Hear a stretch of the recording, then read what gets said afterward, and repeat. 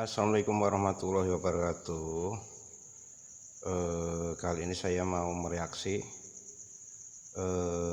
gimana kasusnya Vina ini.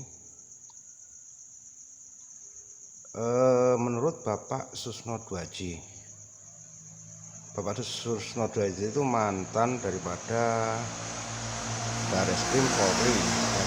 Oke, sahabat Kompas TV, bersama saya Teo Reza. Sekarang saya sudah bersama. Simak bareng-bareng perbincangannya Mas Reza, wartawan Kompas TV, dan Bapak Susno Dwaji. Sebenarnya gimana sih Vina dan Eki ini mati dibunuh atau murni kecelakaan? Mari kita simak bareng-bareng. Mantan Kabar Eskrim Jenderal Purnawirawan Susno Dwaji, seorang petani. Oke, siapa? Nah, kita akan berbicara mengenai Bapak sudah sebelumnya sudah mengatakan kalau kasus pembunuhan Vina, Ya. kasus pembunuhan Vina dan Eki. Vina dan Eki, dan menganggap kasus ini itu sebagai kecelakaan dan bukan pembunuhan. Saya katakan bahwa bukan menganggap ya. Saya katakan bahwa kasus pembunuhan Vina dan Eki di kota Cirebon, Oke. lokasi pengadilan sekarang ya, kota Cirebon itu tidak ada, nihil kasusnya. Jadi mereka mengadili sekarang, mengadili sesuatu yang tidak ada. Nah, yang ada adalah kasus kecelakaan lalu lintas di flyover Cirebon yang sudah disidik kemudian disimpulkan oleh Polres Kabupaten Kabupaten Cirebon, ini kecelakaan tunggal. Jenazah sudah diserahkan ke keluarga dan sudah dikebumikan. Tidak ada sangkut pautnya dengan Cirebon kota. Cirebon Kabupaten itu punya Polres sendiri, punya kejaksaan sendiri, punya pengadilan sendiri, punya kepala daerah sendiri, bupati. Ini Cirebon kota punya Polres sendiri, jaksa sendiri, hakim sendiri, kepala daerahnya namanya wali kota. Dan jembatan flyover ini bukanlah yurisdiksinya kota Cirebon, tapi yurisdiksi daripada Kabupaten Cirebon. Perkaranya udah selesai. Oke. Namun kan masih banyak yang menganggap ini kasus pembunuhan nih Pak.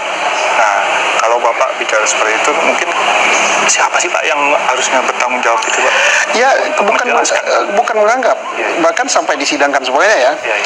Boleh saja. Jadi dalam urutan perkara itu kan berkali-kali dikatakan penyidikan itu adalah membuat terang suatu peristiwa ya. Peristiwanya apa? Ditemukan satu jenazah, satu ya. Karena meninggal satu, satunya luka berat. Kemudian setelah itu disidik. Peristiwa apa ini? Disidiklah oleh Polres Kabupaten yang mempunyai yurisdiksi. Setelah dia sidik dengan mengumpulkan alat bukti yang ada, disimpulkan kecelakaan lalu lintas. Udah tuntas. Nah sekarang Cirebon kota, gimana TKP-nya? Peristiwanya apa? Ya, ditemukan peristiwa apa di Cirebon Kabupaten? Kota. Kan gitu dulu. Karena dalam pidana itu harus ada locus delicti dan tempus delicti. Oke, locus delictinya Polres Kota Cirebon. Apa peristiwa yang ditemukan di situ? Kan ditemukan menurut saksi Aib yang si pembohong itu ditambah dengan saksi Dede yang sudah mencabut keterangan, katanya ada lempar-lemparan, bukan pembunuhan kan, lempar-lemparan batu. Ya itu aja yang ditemukan. 11 orang tersangka kelihatan malam hari dari jarak 100 meter, tidak kenal tapi tahu namanya. 10 meter aja nggak kelihatan. Sepeda motornya 4, 11 ditambah korban 2, jadi berapa? 13. 4 sepeda motor. Kalau sepeda motor boncengan berarti kan hanya 8 yang muat kan. 5 lagi kemana? Kan itu udah bohong. Iya. Jadi peristiwanya pun sudah bohong, TKP-nya pun bohong. Artinya di Cirebon kota tidak ada peristiwa pidana. Tidak ada pidana. Jangankan pembunuhan, peristiwa pidana pun tidak ada. Jadi apakah ini kira-kira ada skenario gitu Pak? Atau bagaimana? Ya kalau skenario jelas ada. Tanpa skenario kan nggak jadi nih. Nggak jadi pengadilan ini. Ya bisa saja nih skenario latihan. Nah, latihan bersama kita. Ya bisa latihan bersama. TNI, AD, AL, AU latihan bersama. Kadang-kadang Indonesia latihan bersama dengan negara tetangga ya. Ini mungkin nggak tahu saya apa ini latihan bersama apa beneran gitu ya. Apakah ini mungkin untuk menutupi sesuatu Pak? Saya nggak tahu. Oke. Apanya yang ditutup gitu. Karena kalau udah ada yang ditutup kasih pengorbanan terlalu besar ya. Ada 8 orang yang sudah dipidana, 7 masih di dalam seumur hidup. Yang 1 sudah keluar, ditambah PG Setiawan, kalau tidak bebas dengan pra peradilan ini calonnya hukuman mati kan. Karena dia otaknya gitu. Bapak kan meyakini lah kalau ini bukan kasus pembunuhan, maaf. Kasus apapun bukan. Bukan berarti. Ya, Nah, tidak hanya pembunuhan, artinya kasus terkait dengan pidana pun bukan. jadi Kasusnya nggak ada. berarti yang dilakukan polisi selama ini itu Yang dilakukan polisi sudah betul. Polisi sudah menyidik bahwa ini kecelakaan lalu lintas, kemudian vonis diakhiri dengan penyerahan jenazah pada keluarga dikubur. Selesai. di situ. Ya. Nah, timbul yang baru di Polres Kota. Nah, timbul yang baru ini. Nah, ini yang baru ini Pak. Gampang kita tanya. Kan harus ada lokusnya kan. TKP-nya di mana? Yang dipersoalkan ini. Iya. Oke. TKP tidak ada kan? Waktunya kapan? Oke lah, kita kasih hadiah. Waktunya tanggal 27 Agustus, sama dengan ini. Oke. Tapi TKP-nya di mana? Nggak ada kan TKP-nya. Pembunuhan itu di kota di mana? Nggak ada. Kalau disebutkan ada 3 tempat itu Pak. Iya. Tapi Oke lah. Ada nggak ditemukan di belakang showroom itu darah? Darah aja. Dan bekas jejak sepeda motor. Bayangkan 5 sepeda motor loh. Tidak ada kan? Di SMP 11 ada nggak ditemukan darah? Tidak ada, kan dieksekusinya di situ kan? Ya. Saya berpikirnya begitu. Kenapa darahnya banyak di jembatan? Lah, saya 30 sekian tahun jadi reserse. Bodoh sekali, membunuhnya di belakang showroom, diangkut lagi ke SMP 11, setelah itu diangkut lagi ke jembatan flyover. Dan orangnya masih hidup, 1. Ngapain? Kemudian lebih bodoh lagi, ini sepeda motor ya. Sepeda motor itu dibuat goresan. Di spakbornya, di shockbreakernya, kemudian di bagian depan itu. Ngapain? Ngabisi waktu sekian lama. Nanti lagi gores-goreskan sepeda motor itu ketangkap. Kan sebentar setelah kejadian banyak orang lihat kan? Kejadian. Terus ada orang yang memberitahu Oki bengkel kan? Ya. Oh Pak, di situ ada kecelakaan kata orang ini. Datanglah si Oki bengkel ini dengan melawan arus ke TKP. Tapi dia tidak berbuat apa-apa karena belum ada polisi. Terus kemana orang yang memberitahu tadi? Saya mau ke kantor polisi dulu Pak untuk ngasih tahu. Dia kasih tahu ke Polsek Talun. Talun ini Polres Kabupaten. Datanglah polisi dari Polres Talun bersama Suroto. Nah, baru jenazah diangkat. Yang satunya masih hidup. Nah, belum kalau dengan bukti lain ya. Bukti lain kan kemarin ada video beredar ya. Ya. Ada temannya Vina jam 22.18. Dia nerima telepon dari bertelepon-teleponan dengan Vina. Di mana? Oh, saya lagi di sini dengan teman-teman. Kan? Kemudian si orang mendatangi TKP itu 21.30. 22.30. Berarti 12 menit kan? Ya. 12 menit setelah telepon-teleponan dengan sahabatnya terjadilah kejadian di flyover itu. Kalau ini dibunuh, sempat nggak 12 menit kejadian TKP di belakang showroom, digotong lagi, dibawa lagi ke SMP 11, dibawa lagi ke jembatan. Nggak masuk akal. Jadi bukti percakapan ada. Ya ngapain? Makanya Kapolri katakan pakailah saintifik. Nah, dan saya saking yakin ini tidak ada pembunuhan itu, saya bilang saya beli hadiah. Nggak usah cari tersangkanya. Saya ulangi lagi di sini. Cukup buktikan ada peristiwa pembunuhan Vina dan Eki di wilayah kota Cirebon. Kalau dulu namanya Kota Madia. Tidak usah cari tersangkanya. 10 juta. Saya ulangi lagi, siapapun. Hakim boleh, jaksa boleh, polisi boleh.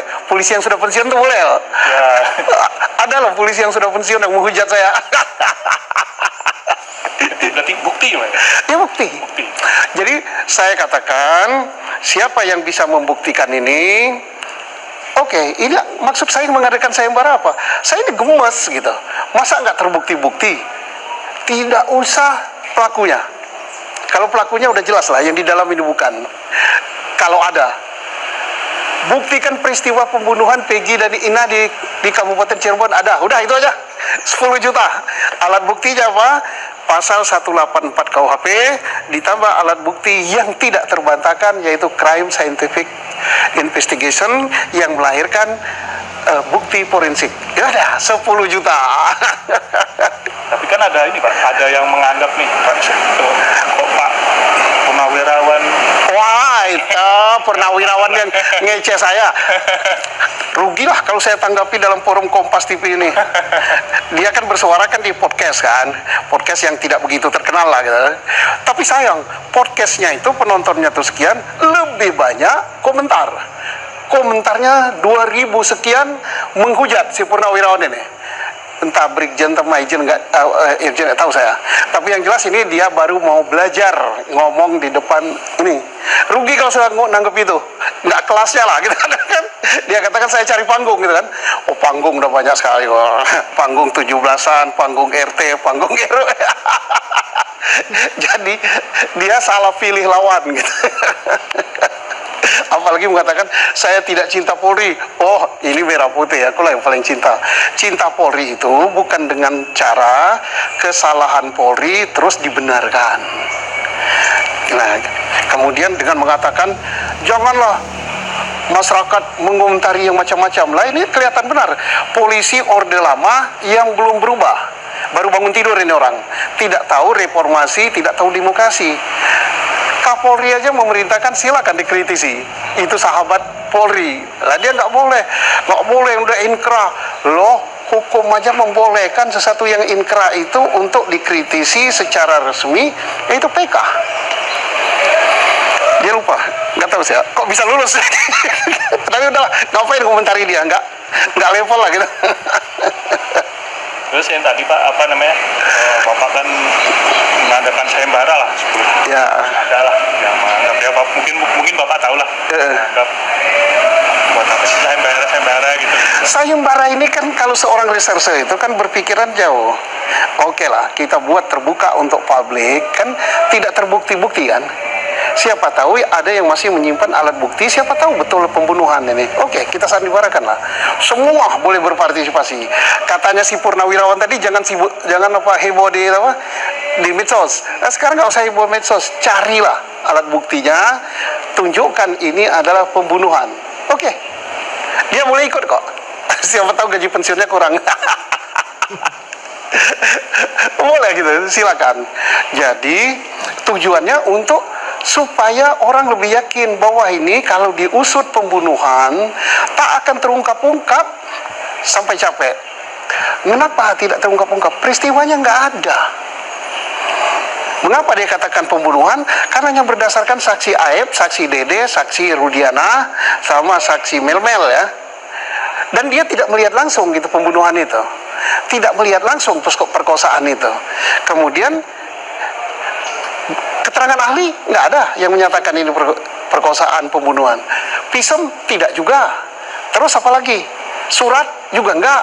Terus apa lagi? Alat bukti saintifik, sidik jari nggak ada. Terus apa lagi? CCTV nggak ada. Laboratorium menyatakan ini spermanya si A, si B, si C nggak ada, darah nggak ada. Lah terus apa? Saya heran juga dengan hakim ini. Yang disidangkan hakim ini apa? Kan pertanyaan pertama dalam ilmu penyidikan itu adalah buktikan peristiwanya dulu. Ada apa tidak peristiwanya yang disidangkan ini? Nggak ada peristiwanya. Ya kalau peristiwanya nggak ada, ya korbannya nggak ada, pelakunya nggak ada. Tapi kalau misalnya ini dibuat suatu skenario gitu untuk latihan bersama, ya bagus. Latihan bersama. Ya, ini perlu. Kenapa? Untuk mendapatkan skill dan pengetahuan, ahli-ahli hukum ini harus latihan. Latihan menyelidiki, latihan menyidik, latihan menuntut, kemudian latihan sidang pertama, latihan sidang banding, latihan sidang kasasi, latihan PK. Tapi latihan, tersangkanya ya tersangka latihan juga, jangan dihukum beneran. Nah, kalau sekarang dihukum beneran kan, kasusnya nggak ada kok dihukum beneran. Kalau di dunia militer itu, dunia saya waktu saya di Akabri dulu, jangan sampai nembaknya musuh latihan dan tembaknya beneran gitu, nah mati gitu. Kita ke ini Pak, ke pengakuan Dede, terus apalagi Akbar. Ya, Kan sudah cabut semua itu. ya kan sudah mencabut dan dia mengatakan kalau misalkan diarahkan oleh Pak Ibtu Rudiana atau mungkin ada penyidik lah. Nah, mungkin dari pandangan Bapak. Ya, bebas saja orang bersuara. Dan inilah tugas daripada lembaga pengawas gitu. Kan di polisi kan ada Wasdik, ada Propam, ada Irwasum. Di pengadilan ada yang namanya komisi yudisial, ada juga saya kira pengawas internal dari Mahkamah Agung. Di kejaksaan ada komisi kejaksaan, ada juga inspeksi semacam jamwas gitu di mereka kan. Silakan. Karena apa? Kalau udah salah pada tingkat awal ini kan salah di sini. Mestinya salah pada tingkat awal, disaring di sini kan tidak lolos di kejaksaan kan, di pengadilan apalagi. Tapi ini kan lolos berjamaah. Nah, apakah betul adanya tindakan kekerasan atau penyiksaan? Apakah betul dibuka? Saya tidak mengatakan tidak mengatakan iya. Oke, buktikan. Karena semuanya sekarang kan perlu bukti. Nah, kalau misalnya Pak Rudiana mengatakan tidak benar itu, buktikan bahwa itu tidak benar. Karena kita nggak melihat semua, nggak tahu semua. Dari pernyataan Dede, terus apa namanya, Akbar, ini kan memunculkan reaksi dari Pak Ibtu Rudiana. Bagus. Melalui kuasa hukumnya, dia melakukan somasi lah. Bagus. Ataupun laporan. Nah, mungkin dari tanggapan Bapak, kalau seperti ini, apakah Bagus, tambah terbuka dia kan.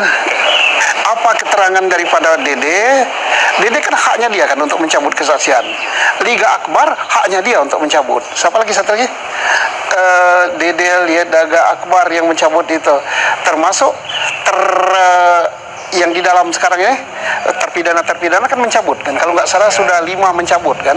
Saka Tatal dan sebagainya, nambah berapa? Ya hak dia.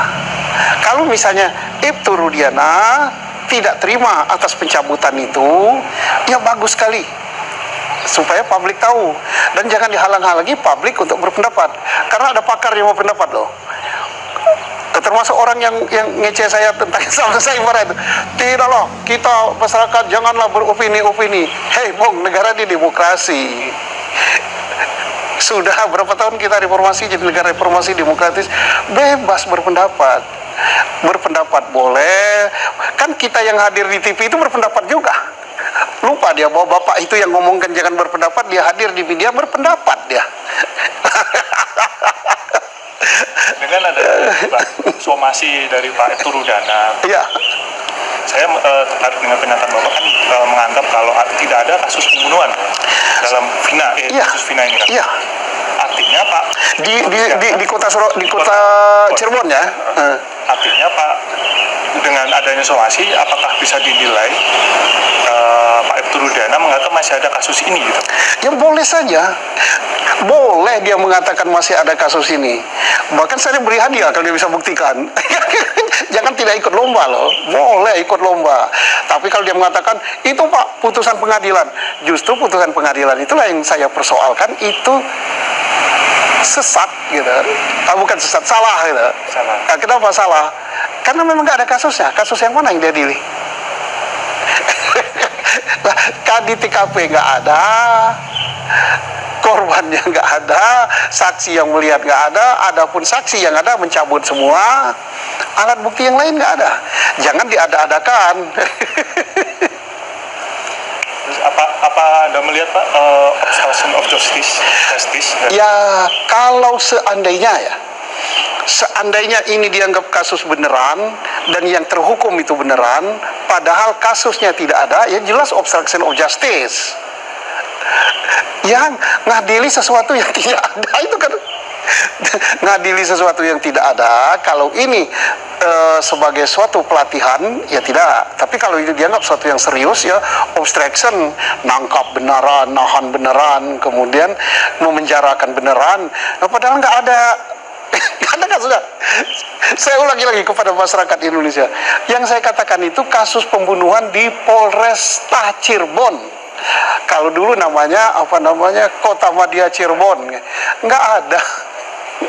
Ya kalau ada ya silakan dibuktikan dengan alat bukti yang sah sesuai UHAP pasal 184, kemudian diperkuat dengan bukti forensik. Oke. 10 juta. Ya kalau mau 100 juta saya nggak kuat. Karena apa?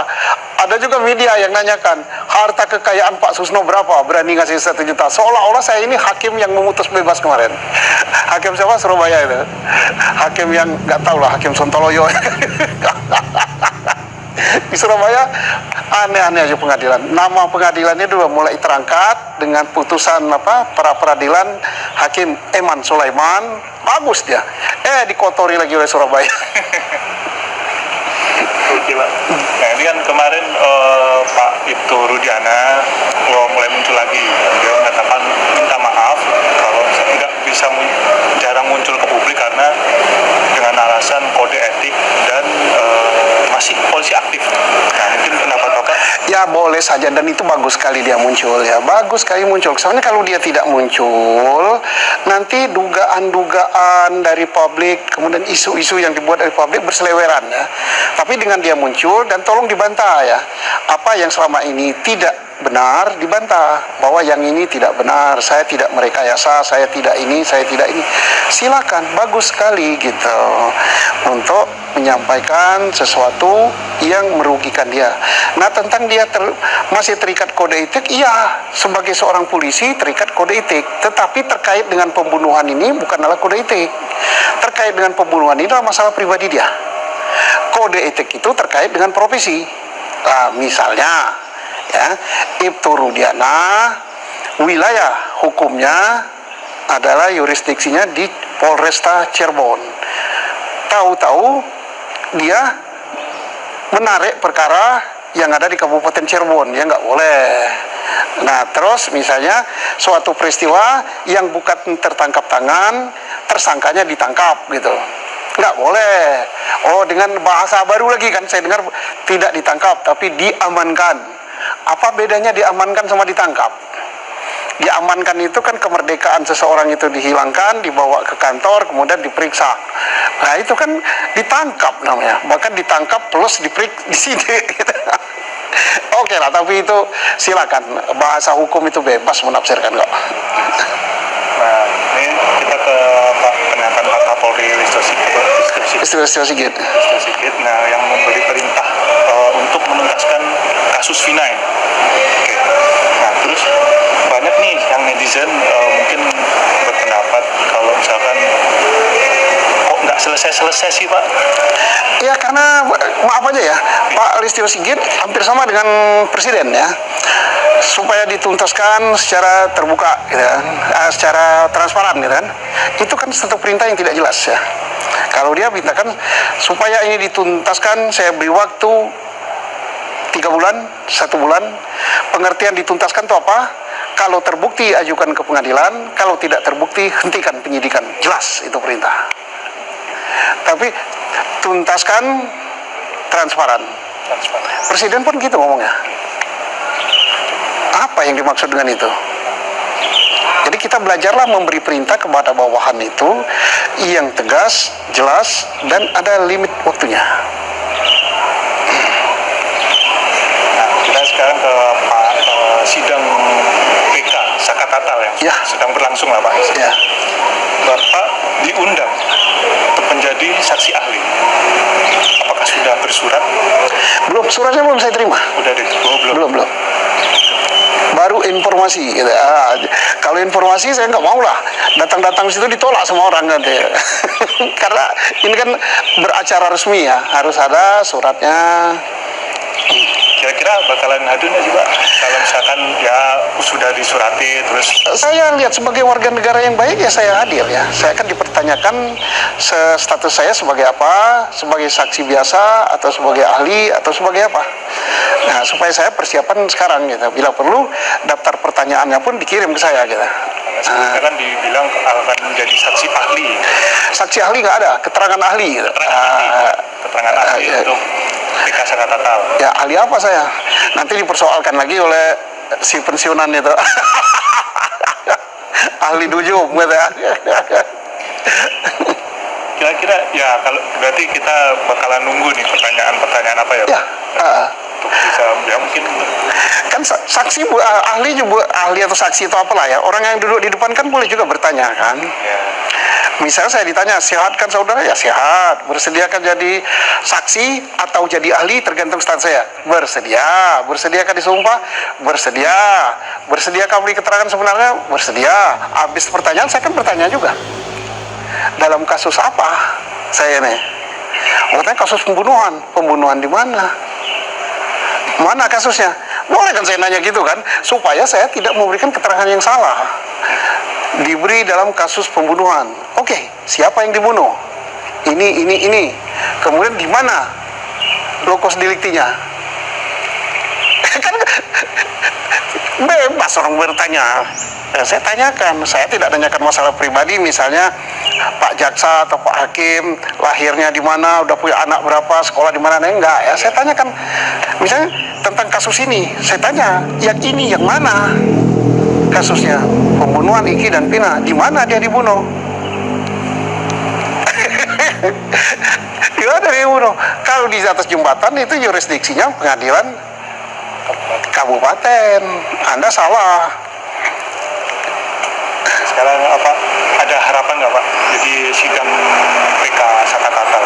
Harapan saya supaya ini menjadi pelajaran terbaik untuk bangsa Indonesia, khususnya aparat penegak hukum, supaya jangan gegabah. Kalau mau memproses suatu peristiwa, buktikan dulu peristiwanya itu ada. Kalau peristiwanya nggak ada apa, setelah ada baru ditentukan peristiwa apa ini. Oh, pembunuhan. Baru pembunuhan dicari dengan alat bukti yang ada, siapa tersangkanya. Cari alat buktinya dulu, bukan ditangkap dulu baru dicari alat buktinya.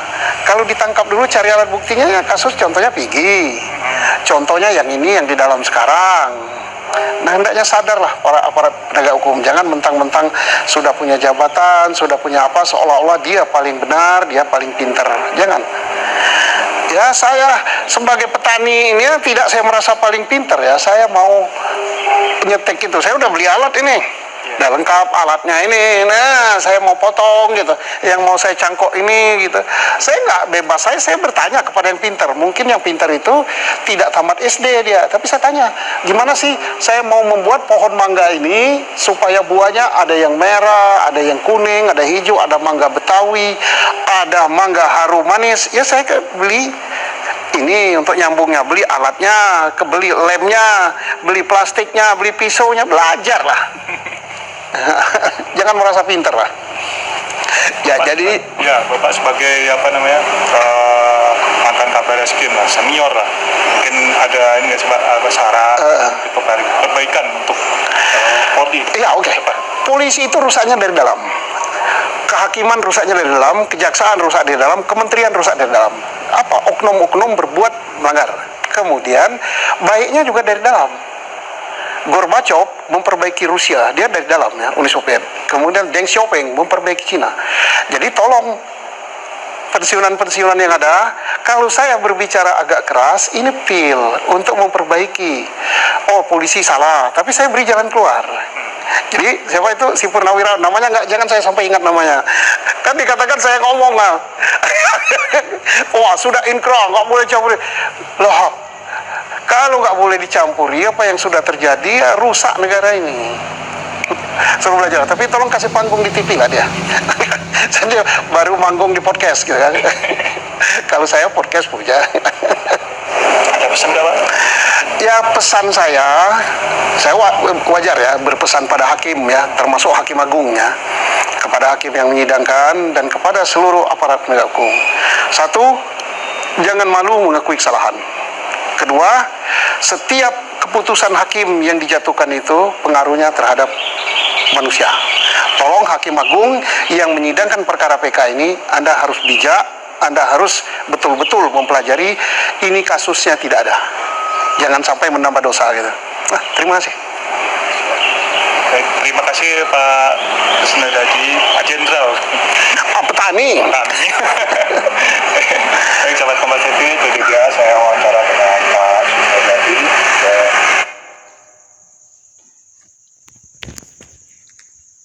Demikian pembahasan masalah kasus Vina dan Cirebon ini, pendapatnya Bapak Susno Dwaji secara gamblang dan tegas. Mudah-mudahan kasus Vina dan Eki Cirebon ini segera berakhir. Demikian reaksi saya di podcastnya Pak Susno Dwaji dan Mas Reza Kompas TV. Mohon maaf dan apabila ada kekurangan. Wassalamualaikum warahmatullahi wabarakatuh.